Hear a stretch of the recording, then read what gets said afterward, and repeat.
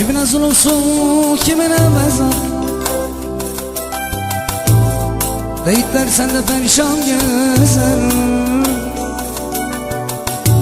Beton demir duvar olsan ne yazar?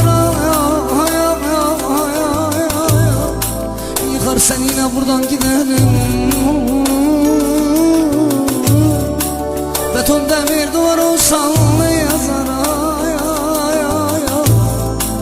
Yıkar sen yine buradan giderim. Elimden bir şey gelmiyor yar bana. Günlerim geçmiyor, benim halim zor benim. Zalma bu sahne bana bugün dar gelir, dar gelir. Elimden bir şey gelmiyor yar benim.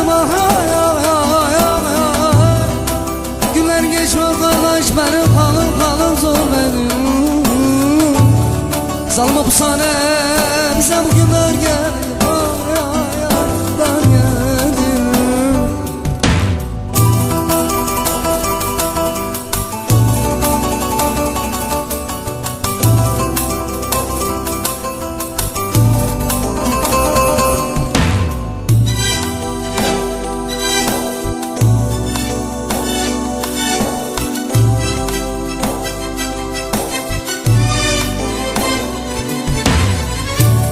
Uzalma bu sakarda canlı dayanır. Ah ne vazgeçer ne de bir gün uslanır. İnsanın kalbini dirhemle ulan gardiyan bırak beni gideyim. İnsanın canını dirhemle